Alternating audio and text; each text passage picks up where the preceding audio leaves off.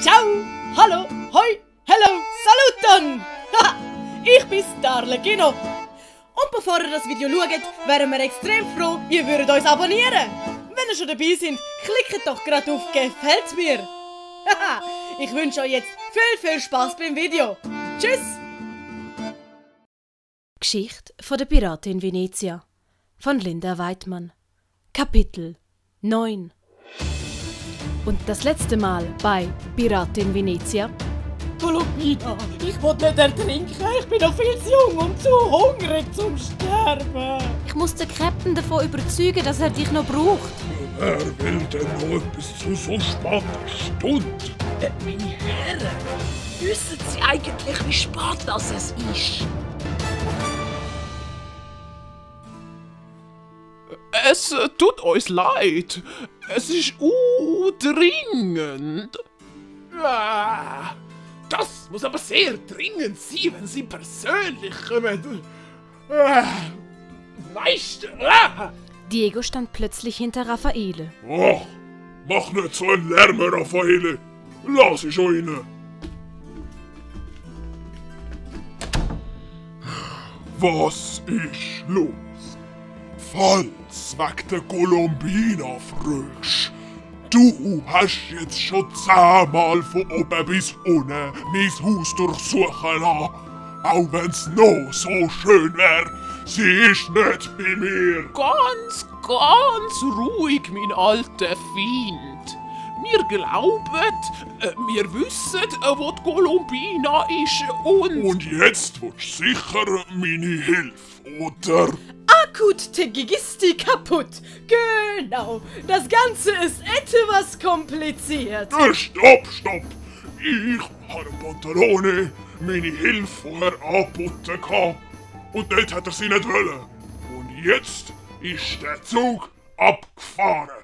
Im 17. Jahrhundert hat es noch gar kein Zeug gegeben, Meister. Ruhe, Raffaele. Ich mein ja nur. Egal.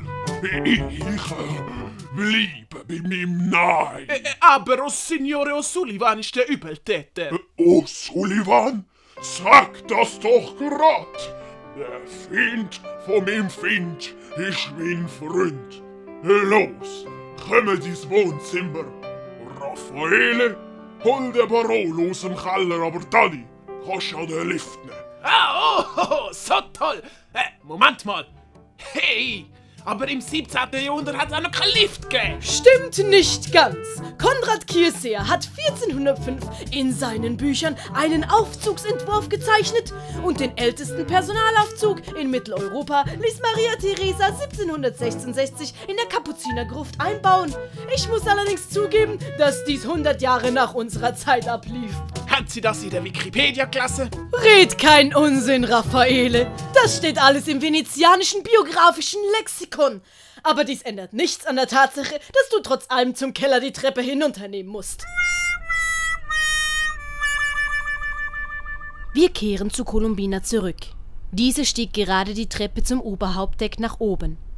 Erst jetzt wurde Columbina bewusst, wie schön das Schiff Santina war. Der Wind blies durch die weißen Segel und eine große Aufregung machte sich auf dem Schiff bemerkbar. Die Mannschaft schien sich offensichtlich für das Anlegen bereit zu machen. Komisch, nach Spanien braucht man doch mindestens 2 Wochen mit dem Schiff. O'Sullivan sah von seiner Kajüte aus, wie Columbina verwundert auf die Insel blickte, auf die das Schiff zusteuerte. Er öffnete das Fenster. My Lady, dies ist die Insel Kirk. Insel Kirk? Die liegt doch gar nicht in Spanien. Oh, Sie kennen sich gut aus, my Lady. Ist nicht der Plan gewesen, direkt auf Spanien zu segeln? Wie wär's, Sie kommen in meine Kajüte und ich erkläre Ihnen alles in Ruhe. Columbina nickte und betrat die Kapitänskajüte. Eine sehr große und elegant eingerichtete Kajüte, wie Columbina nun feststellte. Wow! Sind das Goldverzierungen am Holz? Und ist das ein Cembalo im Ecke? Das Schiff kann doch niemals an einen einfachen Kaufmann gehören. Die Kabine ist ja einem König würdig. Ich sehe, Ihnen gefällt meine kleine, bescheidene Kajüte. Klein und bescheiden? Das können Sie jetzt aber nicht ernst meinen. Sie sollten erst mal mein Schloss sehen. Schloss? Zurück in Venezia hatte Pepe nun Signore Diego erzählt, dass O'Sullivan ein Schloss auf einer geheimen Insel besaß. Der Schuft hat das Schloss. Und von dort aus koordiniert er alle Überfälle auf die Schiffe? Ja, etwa so. Moment, ich komme nicht ganz draus. Also er hat die ganze Schiff nicht versenkt, sondern entführt. Ja. Und die ganzen Mannschaften, die drauf sind, hat er auch gerade dazu mitgenommen, oder was ist mit denen? Ja, die hat er alle gerade auch mitgenommen. Aber wie zum Teufel hat er die ganze Schiff einfach so können entführen? Das will ich Ihnen gerne erklären, my lady. Oh, das ging mir jetzt ein bisschen zu schnell. Wir sind natürlich wieder zurück bei O'Sullivan in der Kapitänskajüte. Ich besitze die Möglichkeit, jederzeit einen Nebel auf dem offenen Meer zu erzeugen. Dieser Nebel hat auf diejenigen, die ihn einatmen, eine ziemlich interessante Wirkung. Interessante Wirkung? Genau. Jeder, der ihn einatmet, schläft sofort ein und wacht erst Stunden später wieder auf. Und währenddem die Menschen auf dem Schiff schlafen, können sie einfach das Schiff mit der ganzen Mannschaft kapern? Exactly. Das ist eigentlich ziemlich genial. Oh, thank you very much, my dear. Aber wie genau erzeugen sie den Nebel? Dies bleibt mein kleines Geheimnis. Aber ich kann Ihnen verraten, was mit dem Schiffsjungen passiert, wenn wir beide uns nicht einig werden sollten.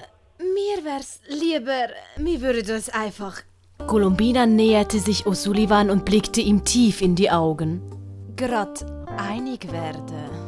Colombina legte ihre Hand auf O'Sullivans Schulter. Gefällt mir. Eine Frau, die gleich zum Geschäftlichen kommt. Nun, wir werden uns sicher einigen können. Einige Zeit später kam Colombina mit einem großen Tablettessen zu Arlecchino, der immer noch unter Deck angekettet war.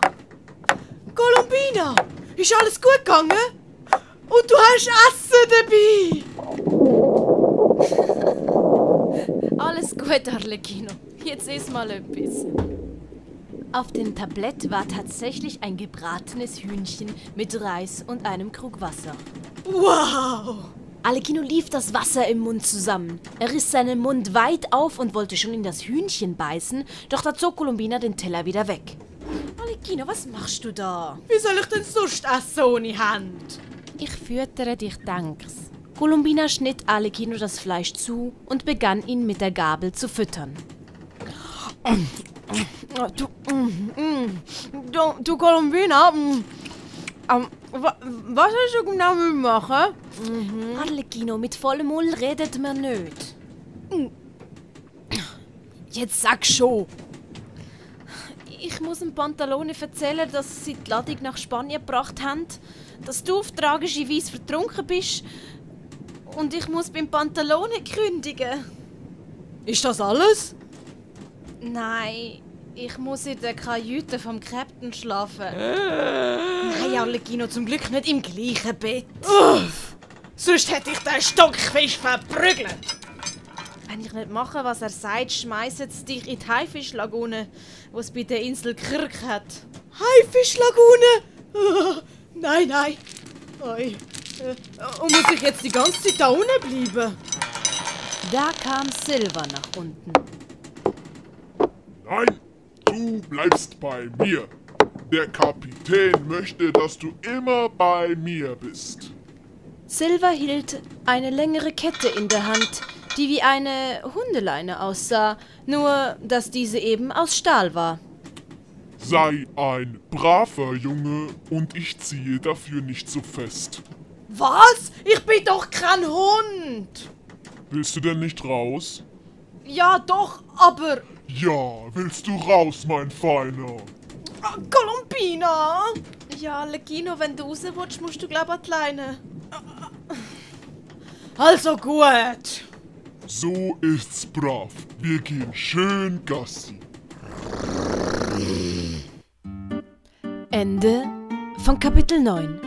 Geschichte von der Piratin Venezia von Linda Weidmann. Auf Wiedersehen und bis zum nächsten Mal. Grazie mille for watching the race.